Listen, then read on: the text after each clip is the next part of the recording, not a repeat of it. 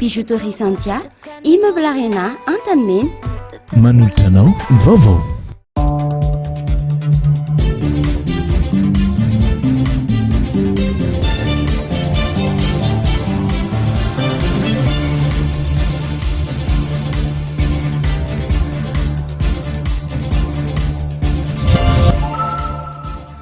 Katroka tsara amin'ny valora riva tolotra ny araba to klasy tokokovavy manasanao mpanajana ara-pijery ajainy anaraka ihany koa ny fampalalam-baovao eto amin'ny fahita lavitra matv hatramin'ny farany hoentina amintsika amin'izao takariva izao ny akon'ny fihetsiketsehana tanterahan'ireo mpampianatra izay tafiditra indrindra ao anatin'ny fangatahan'izy ireo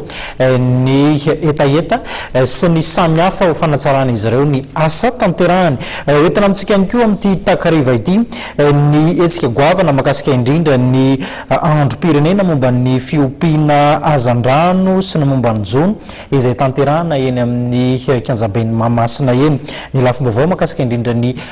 fahasalamana ihany koa ny fahazahoan'ny hopitaly tsy tsara lalàna fitaovana entina mitsabo ny reny sy ny zaza akoatra ihany koa ny sehatra sosialy nazahoana akom-baovao ho tanterina amintsika avokoa ny andinindinindreo araka ny fanambara teo dia manasanao anaraka ny fampalalam-baovao hatramin'ny farany. Volamena tokony ho 3 miliara ariary no saron'ny mpiasa avy eo anivon'ny faditserana anateny vateny ny maraina teo raha saika ondrana tsokosoko iazo an'ny Kenya efa tany amin'ny dingana fisavana farany hiakatra ny fiaramanidina voasarona ireto volamena ireto avy hatrany moa dia nandray ny fepetra tandrefy azy ireo mpiasa eo anivon'ny faditserana. Volamena milanja 420 kg mahery saika ondrana ny ivelany notra tiakiny avy ao amin'ny faditserana na teny Ivato androany maraina mitetibity any amin'ny 3 miliara ariary any ho any izy reto lehilahy malagasy iray ondrana amin'ny fiaramanidina ho an'ny Kenya no nampiaiaka natonga ny fisavana ny entana teny aminy ka izao nahitana bolongambolamena milanja 420 kg zao. Efa misy ezaka atao mba ahafahana manatratra ny zavatra sahala amin'izao ary mbola ataontsika hoe eo ihany aza ny fitaovana eo ampelatana ny ladoany ary izay moa ny sorakadrano manokana tsy dirako azy voalohany amin'ireny fahasahina naseho an'ireny amin'ny fanasoniavana na ny contrat de performance izany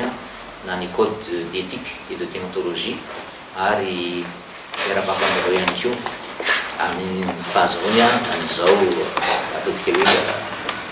volamena zay miendrika trafika moa zany amin'izao zay no azo lazana azy. Ny tena magaga amin'ity raharaha ity dia efa teny amin'ny tarmac alohan'ny akarana ao amin'ny fiaramanidina mihitsy voatratra ireto volamena ireto nefa dia misy fisavana maro voatonga any amin'ny tarmac ny mpandeha. Ny tena marina zany efa misy consigne na hoe toromarika manokana menan'ireo mpiasa amin'ny faditserana eny amin'ny tarmac ireo dia mifampiasana an'izay fleur douanier sy ny traikefananan'izareo izay zany nahatantarana ny volamena ireo. Hatramin'ny voalohany taona moa dia efa betsaka ihany ireo volamena tratra saika ahondrany efa mahatratra eo amin'ny 30 kg mahery eo zany raha miampy ity